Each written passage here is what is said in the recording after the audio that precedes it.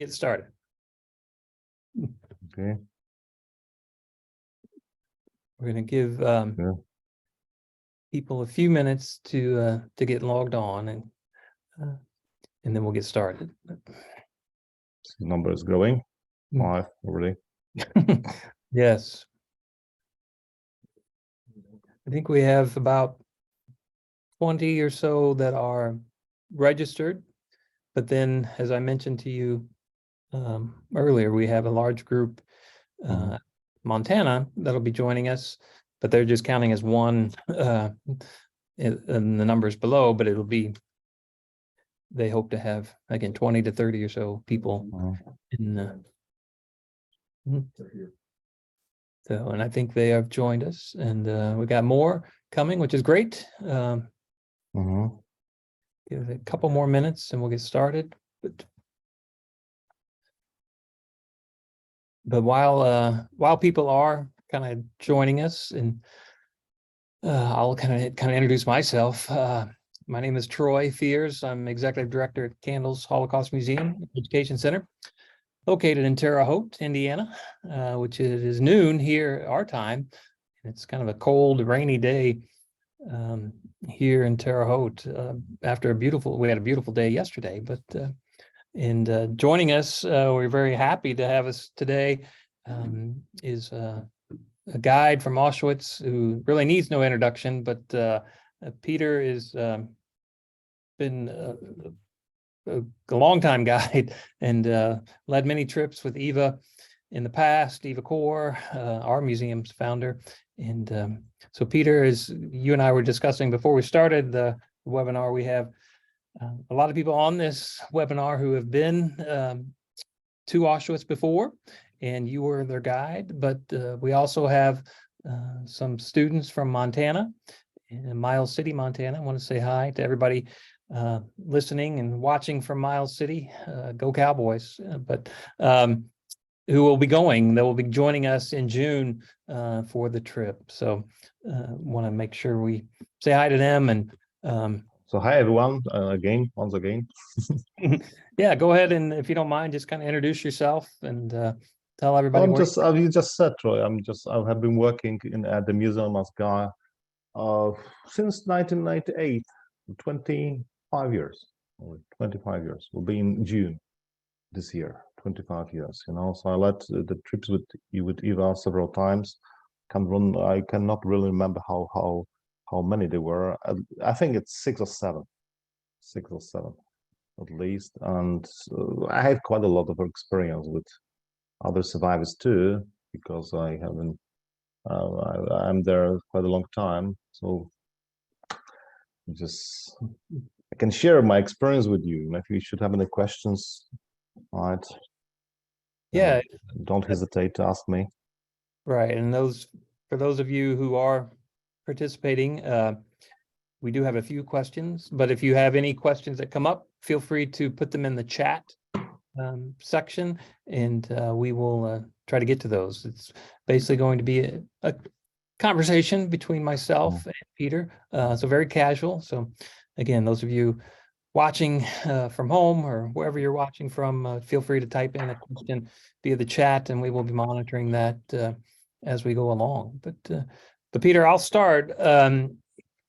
You are from, and I'm going to say it wrong, but Auschwitz, right? Which is see, I knew. Tell me, which is the town? Which is the Polish version of Auschwitz. This is the town. It's right there, right? The Nazis called Auschwitz in German, right? So tell me, before we get into being a guide, but tell me what it was like to grow up, and you still live there to this day, but what was life like to grow up there? Quite a normal thing to live just in a small Polish town. It's just at my time there were 45,000 people in Auschwitz. Now just several thousand fewer than before. I grew up in another quarter. I didn't grow up in close to the museum, so close to the former camp. I had colleagues who grew up there close, and it's just It was just we almost never talked about this, right? And but we on the other hand, we knew that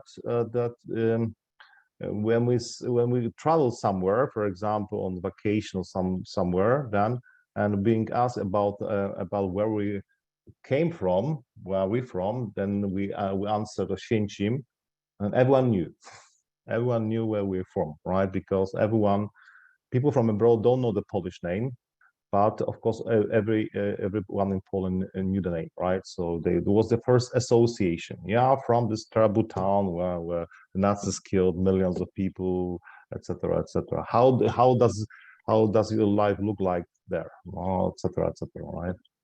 So people were curious and how it can, so this kind of things, right? So we didn't even notice that we as boys or girls, as very young people, that we are growing up in such infamous town, but people from outside, they knew, and they associated this town, with just one thing, with this camp, right? And you said, so you did not necessarily talk about it or study it in school growing up about Auschwitz and the Holocaust? Did you talk about it? With my colleagues?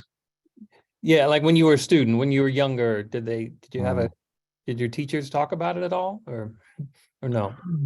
A bit, but the Jewish history of the town, it was not mentioned that much, right? A bit only that there were Jews. We just knew in general that we had impressions some Jews in living in the town, without knowing that there were in fact they are that 60% of the inhabitants of our town were Jewish, right? We thought that there were some Jews like 1%, and some just 10, 15 people, not 8,000. There were in fact 8,000, but we didn't know it, right? There was almost nothing left from the Jewish history. Only a cemetery. We knew about the cemetery, Jewish cemetery in the town. It was always locked. When nobody was allowed to enter. Right. That's it. We only posed there because the Nazis killed all Jews there. Right. From 8,000, just 100 survived. 1% survived. Right. And almost all of them immigrated then. Apart from one who lived then alone in a town, till he died 23 years ago, right? That's it.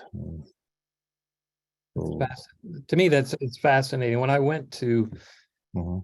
Auschwitz for the first time, for those of you who don't know, which is almost everybody, I was able to go in September of last fall, and Peter was gracious enough to show me around. But that was fascinating to me, a variety of things, but just one is the vastness of Birkenau and how big it is, but then also that fact that there is a McDonald's right down the street, and there is a town where you are that's right next to the. So you were surprised. You were just It's were you just shocked even? Well, that's a little bit. Yeah. It is a little shocking, just to know that that's right there in your backyard, and it's fascinating, but it was also a little shocking as Now, well. people usually think that it was far, far away, right? That nobody lives close to this camp. Yeah, right. Now, to the former camp, I have impression. Because it was, and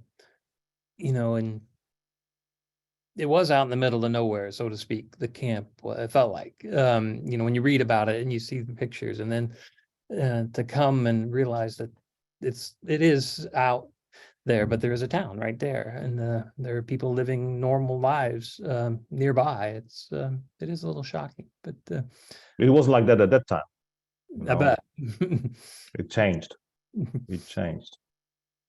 Let's talk about being a guide at Auschwitz. First of all, what does it take to be a guide there? Do you have to go through? You have to take some tests. How long does it take before you become a guide? I know you've been a guide for a long time, but what did it take to become one? How did I become a guide, more or less? Yeah, yeah. Or how I does someone just, become a guide? well, I just, I was always interested in history. I was always interested in history. And when I learned about the history of the Jewish community in the town, then after the school, because as I've mentioned, we didn't we were not taught about the history of a Jewish community in our town. No, I can't remember it, at least. I don't think we were, right? And then I started to be interested in this kind of thing. So I heard that they just look for guides, speaking German. I didn't know English yet, right? I learned English later, right? I had to learn the Russian and German at school, right? And then I applied for this kind of job, and they took me, right? I had to make a course, and that's, here I am. I would say, I think it interests, and the feeling that there's something special, something I would say spectacular, special. I would call it, right? It's not just like a work in an office or in a factory or something, or even as a teacher, right? Something special. Sure. But What to do? Yeah. what kind of training does it take to become a guide? Do you have to take a test? Do you have to be trained? Yes, we had to just to attend a course and then to pass it was quite difficult. It was quite difficult to learn all this. Though I was always, as I said, interested in history, but still, there's something else to be interested in history in general, even in history of the Second World War, and to have knowledge about the camp in particular, right? When was it established? What kind of group, which group of prisoners they were there, etc., etc. Right? Yeah.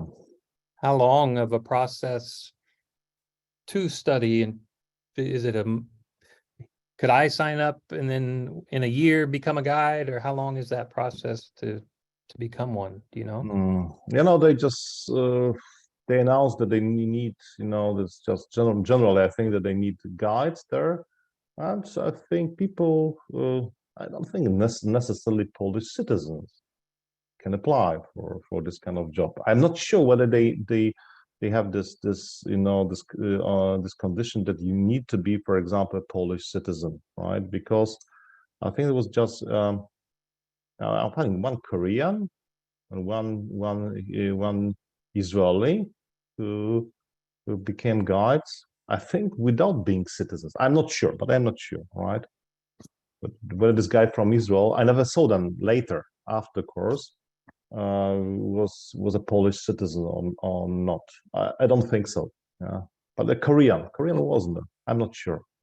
But you have to have you have to be a bachelor in history or in a similar, let's say, in a similar science. Yeah, let's say. Tell me. So I'm not sure whether you can be a guide. Okay, I'm okay with that. But we are thankful that, and for those of you listening in June, we are hopeful that Peter is one of our guides when we visit in the middle of June. A bit too. Yeah. Yeah, so we're hopeful for that. Can you? And I know you've mentioned we've mentioned that you led 5 or 6 tours when Eva Corps was there. Do you have any memorable stories that you could share from Eva's time, from Eva's trips there? Yeah, it's hard to say, because it was always memorable. Every trip was memorable and was something special for us. So just I can't remember the first trip. I had with my colleague, and then I was surprised that she was maybe if I may add, if I should mention anything connected with the Eva trip, then maybe something memorable than the first trip I had with her, and then I was just, I was surprised and a bit ashamed. I'm ashamed, I was just shy and embarrassed. I would say that I'll be then have a trip. It was quite a long time ago, several 12, 13 years ago, something, or even 15 maybe. The first trip with her, and I learned that it will be then the survivor, and the survivor, and the survivor from the picture. I didn't know what kind of picture, from which picture the survivor was. And then I learned later that there was a survivor from the picture I passed by every day, almost every day at the museum, at the exhibit, right? So that's why that's how did we meet. I was very, just shy, and I was just I don't know whether the word embarrassed is okay, but it was just I felt very small, right? Because I said to me, she knows it much better than me. I said to myself, I cannot guide her because she can guide me or something, right? That's what I thought Sure. the first time. Yeah. And you're referring to the famous liberation photo that is there in Yeah. the Yeah. museum that Eva and her twin sister Miriam um, were there. And I think that's a picture that you're referring to. Mhm. And, Yeah. This one, of course. Yes, this one. Yeah.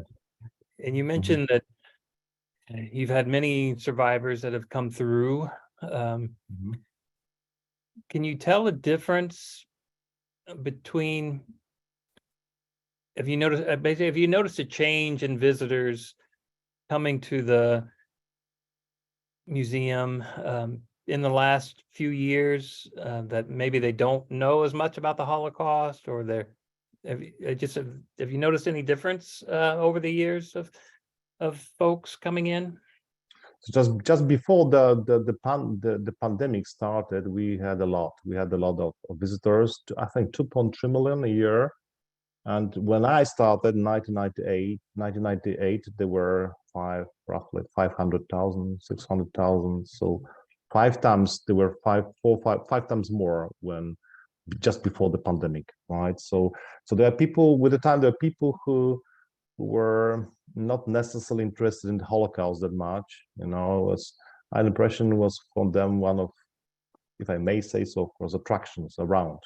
They came to Krakow, they see a castle, they see cold salt mines, and then Auschwitz as well, right? And so there are quite more people who were not necessarily interested in the Holocaust that much, or in the history of the Second World War that much. I had impression, right? And I think also more and more people who didn't know about the history of this place and the history of the Second World War that much, as the last generation, as these generations who experience it just passed, right? So I used to meet the survivors. I used to meet even German soldiers, who fought in the Second World War, because I also led the groups in German. And now, I didn't meet any survivor in my groups, for since I think 2010 or 12. I used to meet them once or twice a month, I would say, before that, before that time, not anymore. Sad. I know Alex Core is Eva's son, and he's involved with our museum, obviously, and he's listening on in this webinar. But as a second generation or even third generation survivor, how important is it for them to be involved? And have you seen those second and third generation folks coming to the museum? And Glad to see them. I'm glad to see them at the museum, because I think it's very important, because they can also we can share their knowledge about the Holocaust and about experiences of their parents or grandparents, and also about their own experience as children, let's say, as children of the Holocaust survivors. I think they have a very special experience too, concerning that. Don't you think so? I think, yeah, for sure. yeah, it's very important, that's just I think that they simply come and they share this experience with them, with us simply. I always welcome the second generation Holocaust survivors, or third generation, because they can also tell us about their experience, as children or grandchildren of them. And I don't have such experience, for example. For example, some of our of the guides had relatives who were in the camp at the time, but I have not. I'm not. My family had nothing to do with this place. I must honestly say. How have things changed since COVID there, as far as the tours go, or are you seeing less people, or Much less. So now the number of visitors dropped rapidly. Just 2020 we had 600, 500. It came back in 2020 and 21. It came back to the time when I started. When I started in 98, so 20 years earlier, let's say 500,000, 600,000 a year, right? And the last year there were more, 1 million something, or more than 1 million, I think. This year will be more, I think. Still not that many, probably, as just before the pandemic, but quite many. So this number of visitors is growing, fortunately. Also school, students are coming, from many countries. They stopped for 1-2 years, but now they are coming.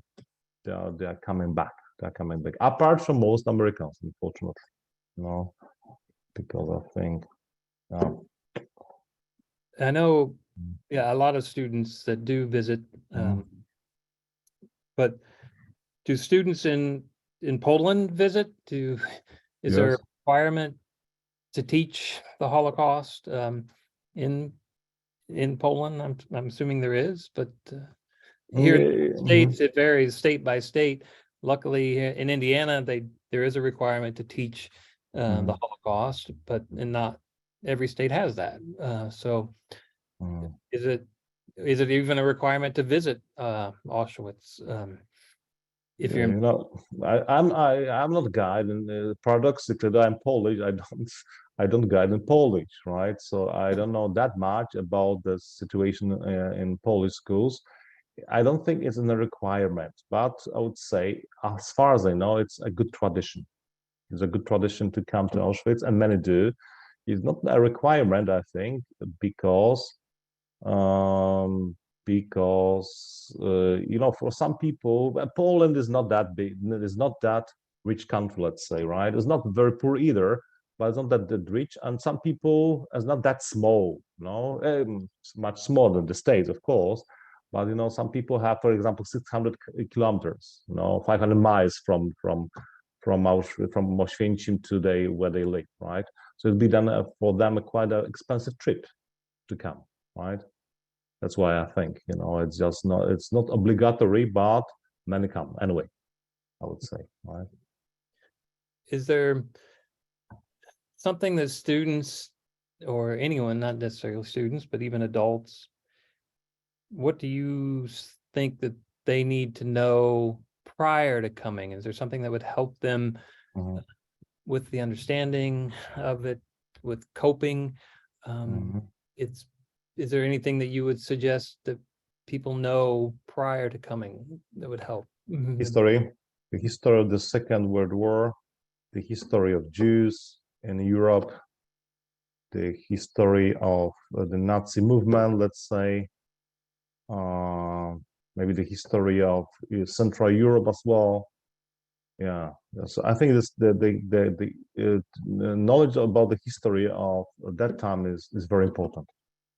It's crucial, in many aspects, several aspects of it.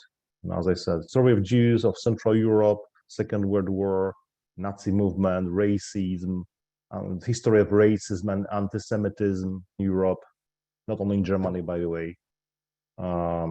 That's it, I think. Maybe also some memoirs of survivors. Do you have any? Do you ever run across any Holocaust deniers, or what do you do if maybe a survivor's story is kind of contradicts this, what you have learned or what you say? I don't know. I'm not sure if that's a question there, but do you have any Holocaust deniers that come through the camp? I was lucky not to have them. Or at least they didn't tell me that they were. Those I had sometimes an impression, but it was just an impression that they didn't really believe me. Sorry. Yeah. But it was just impression. And they say it's a rubbish what they are saying now. But I participate in the program, once educational program. That's maybe organized by Germans, right? You know, the right radicals, and leftists on the other hand. So they were, but I had the impression they didn't really didn't always believe me, but didn't say so. You know, in Germany, questioning a Holocaust is punishable. I didn't say openly, even if they thought so, maybe. You know. Do you have any restrictions on what you can say or talk about as a guide, or are you free to give your own opinions? Or I know you try to. I feel free. I don't. There are no restrictions. You know. I don't have to. You know, we were not told that we should not. We're not allowed to say this or that. Yeah. I can't remember any restrictions, at least.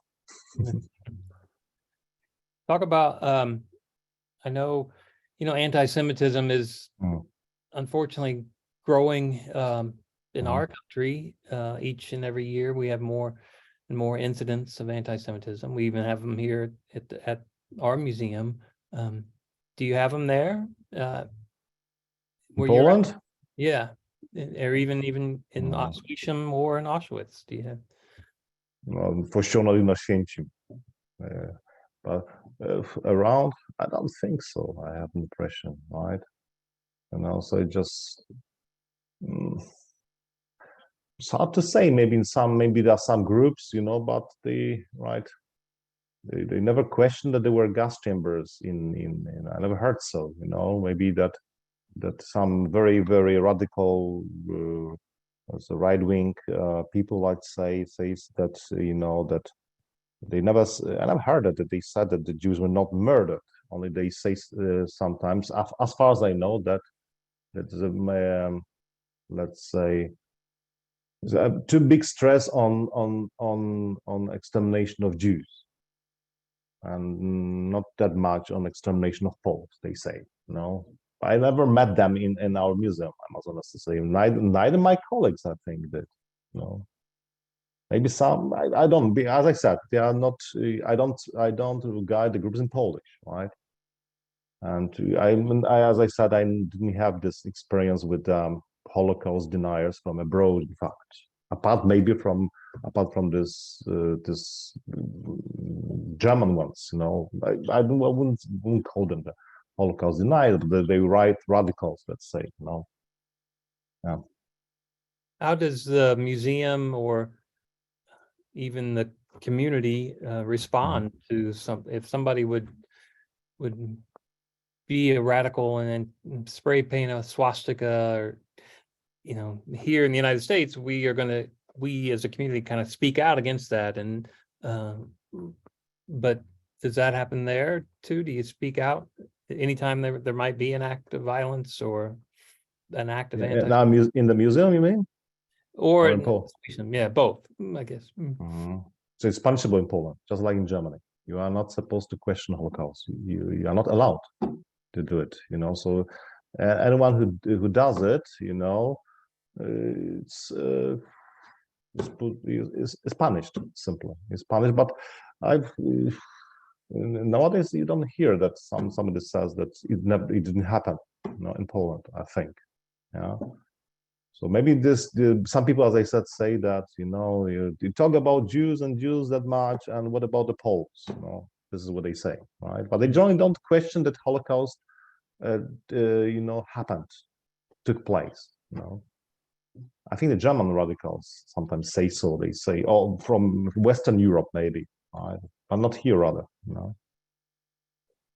Yeah, here they try to, it's under that freedom of speech kind of, they can kind of get away with it a little, maybe easier here. But let's switch gears a little bit and, talk about kind of the emotional aspects of visiting Auschwitz. Obviously, it affects each person differently. So, but let me ask you, as a guide there for 25 plus years now, do you get depressed talking about it, or what's it like for you as a guide to as far as talking about it and kind of reacting to it? Sometimes I do. I'm as honest to say, believe me or not, but being in a Jewish exhibition in Auschwitz. You have been there, right? Can you remember? I think Yes, right. to the block 27 there, a Jewish exhibition. I honestly, I almost always have tears in my eyes there, right? Listening, watching this, this memoirs of survivors, listening to them, right? Especially the listening to the memoirs of survivors, read by somebody else who were murdered, right? And, diaries, etc., etc. Seeing these pictures of children on the walls, yeah, yeah. I think especially there, and also in Birkenau, when I see, this big area, this what happened here, just trying to the photographs of children going somewhere we know that they were murdered, and that it still makes me sad. I don't have such feeling in Auschwitz one apart from the Jewish bloc, but I feel quite sad in Birkenau indeed. Yeah. Do you Maybe not have always, but often. any advice for, again, first time visitors, as far as what they can expect emotionally? Again, each person reacts differently to it. I know that, but do you have any advice just on how to prepare yourself to be able to kind of cope with that as a first time visitor? I think the knowledge is the most important thing there, and then just also maybe meeting of survivor if it's possible before coming, at least reading this listening to memoirs, or reading some memoirs to just to and just to have something, some kind of course before. Right. I don't know how long, 1, 2, 3 days, maybe longer. Some meetings, as I said, but not go just there, directly, because then it's not that such a good experience then, right? But just prepare for it, I would say, a few Yeah. days at least. Right. Well, before I came in Mhm, September, which was my first mhm, time with you, it was, there's so many things you can do virtually now, and you can mhm, just tour the camp, and obviously you can see the pictures, but until you're there, you don't really fully grasp. And even once you're there, you can't fully grasp what happened. And I think I think you're right. I think it's each person, has to kind of educate themselves prior to going, to as to what they can expect and how they can handle that emotionally. But are there any, you mentioned memoirs, are there any books or movies that you would suggest if people watch or read prior to coming? mhm, mhm. Give us memoirs, of course. Yes, but not only them.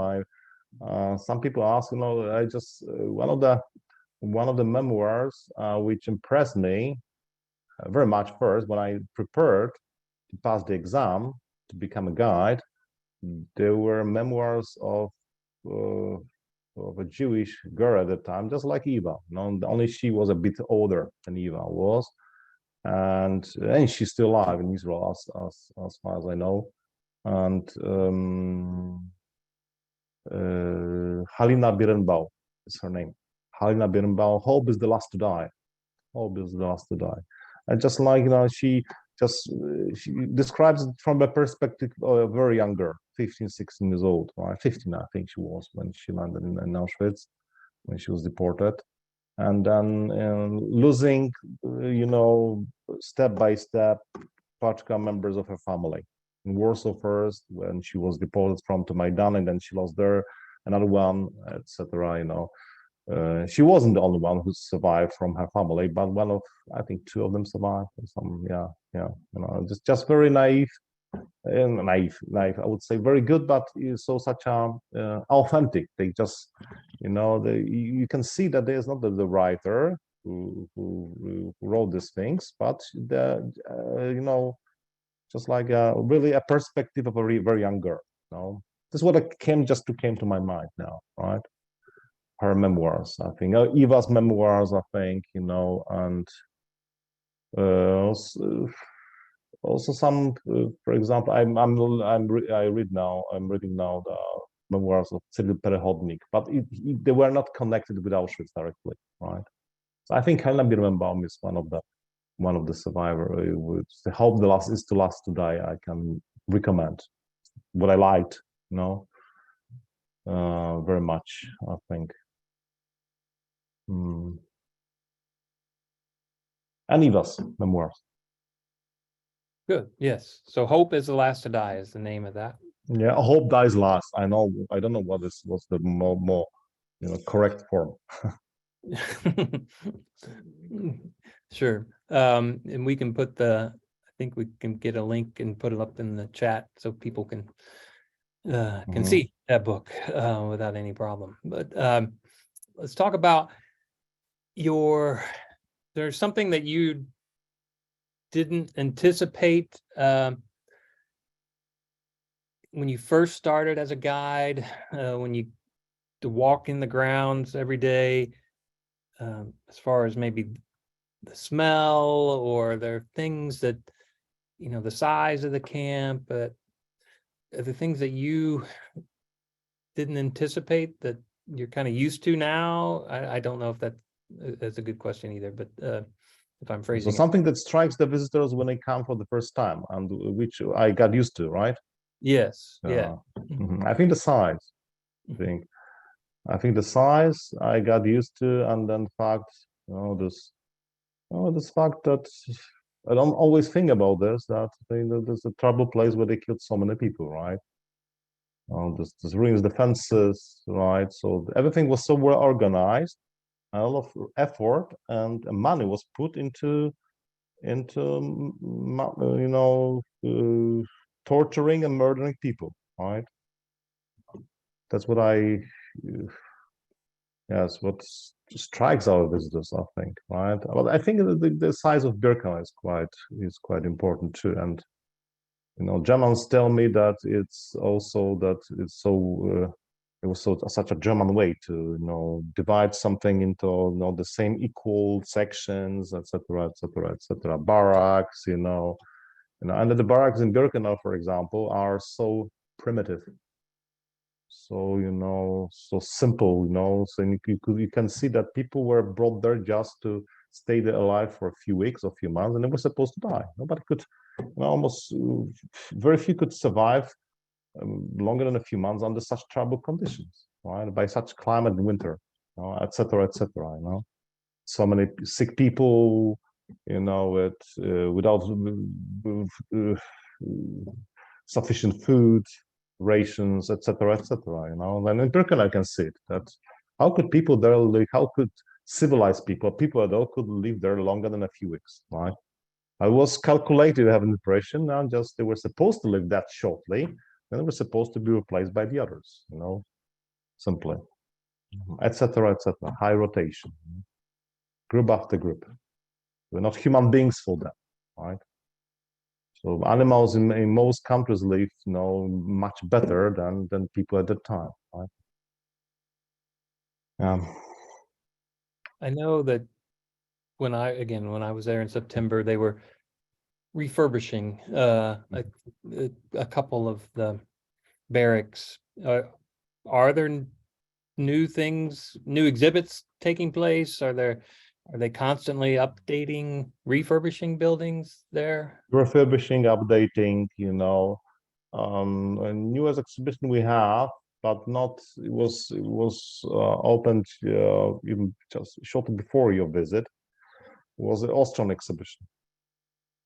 It was an Austrian exhibition, but apart from it, I think, can't remember anything new there. Apart from maybe they in Birkenau, they promptly, they opening and closing the barrack for renovation works, but there's no a new exhibit in them, so the new items or something, a building was is just opened, then they closed the other, for example, right, from the renovation works, they are renovating quite several barracks in Birkenau now.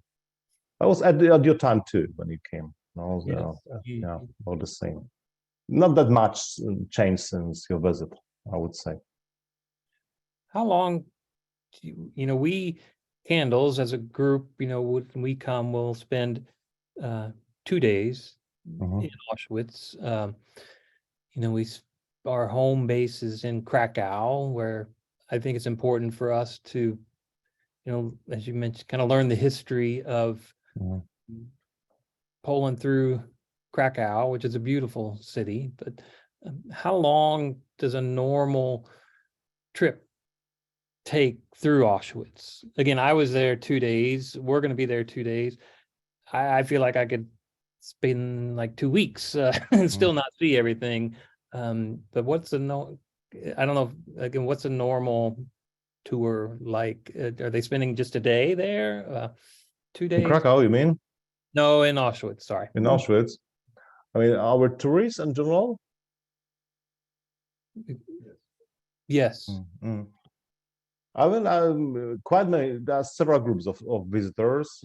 Some quite many people just fly to Krakow, and as I said, Auschwitz is one of the, let's say, attractions. If I may say so, if I can call Auschwitz like that, maybe not appropriate, but for them is something like that, like next to the salt mine, or castle or whatever, right? The former Jewish district, etc. And there are also some specialized groups, especially students groups, with the teachers, and they spend quite often German ones, but not only them, spending in Święcim, close to the former camp, several days, a 1 week trip, for example, 4 or 5 days trips, and quite often German groups spend, for example, 2 days in Auschwitz, 1 day in Auschwitz, the second in Auschwitz to Birkenau, right? That's what they did.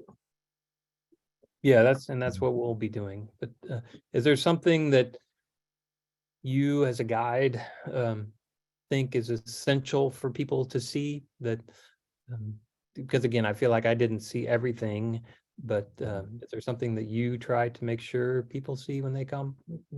In Auschwitz? Yes. So I think almost everything is important, right? I think these mass murder facilities are very important to see, right? Also, sometimes we say, if you have just half an hour to see to be in Auschwitz, half an hour, but they, of course, fortunately, our groups stay longer there. But if you should have just half an hour in Auschwitz, then see the items of the victims, I would say, for the shoes, like suitcases and glasses, clothes, etc. And then to see a gas chamber and crematorium, I would say, they're really essential. But we always see them, right? Then living conditions are quite important too.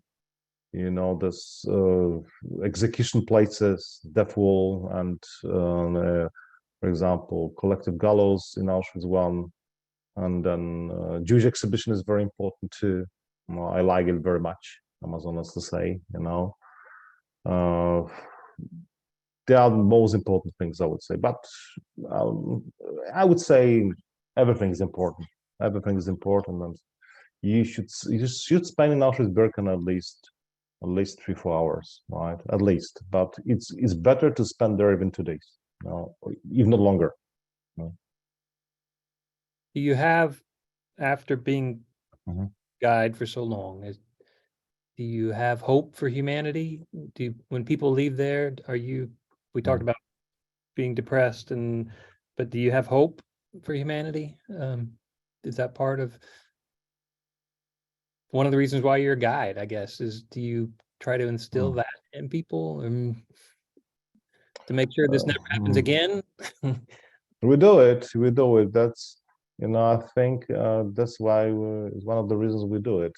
Just not to make it happen again. So I think I'm quite optimistic. Quite optimistic, and I think it's I hope at least that the world became better after the Second World War. That though racism and anti-Semitism are present, hopefully not on such a big scale like before. So it was just this kind of views were a part of mainstream at that time. You know, and I would say that nobody who considers himself to be civilized can say such things today, right?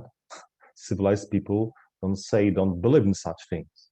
At that time, it was a part of the mainstream. I would say in several quite many countries, or many educated people share such anti-Semitic racial views. At the time, was quite normal. No, not anymore. I have impression of this. I hope so. Yes, we hope so too. And one thing that we face here, even at our museum, is what age is too young Mm. to come to our museum?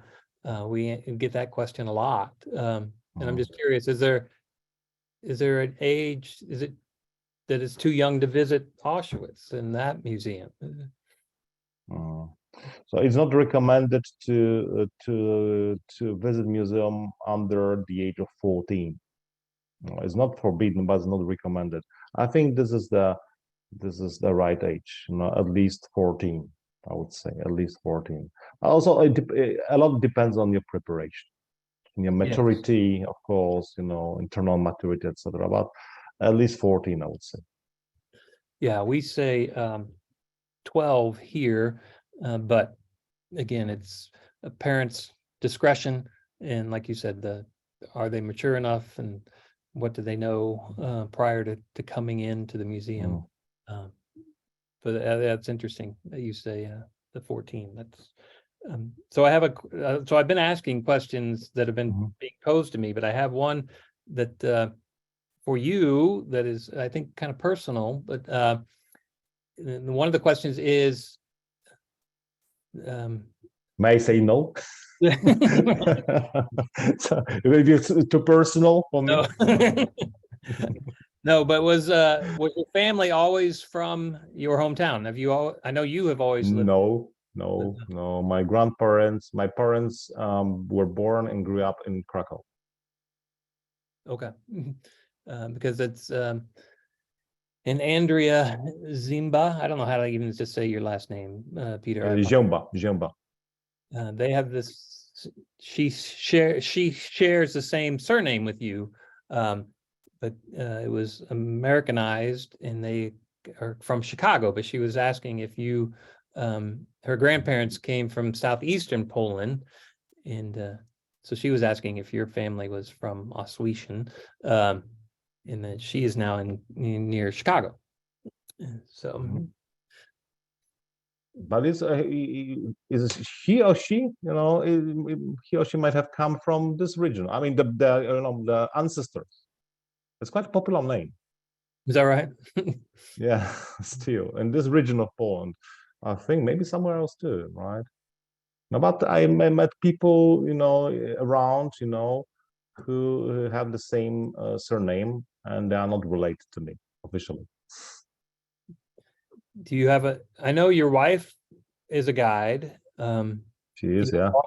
You have a large, do you have a large extended family there in the town as well? Not really, as I was, as we are the first generation born in the town, and my father passed away 2 years ago. My mother lives not far from me. I have a brother. Yeah, our children. Yeah, and aunts or other members of our family live somewhere else, mostly in Krakow. Yeah. I love Krakow, by the way. It's a beautiful, beautiful city. I I said love that earlier. Krakow too. Yeah. And I think of the folks that come with June will really.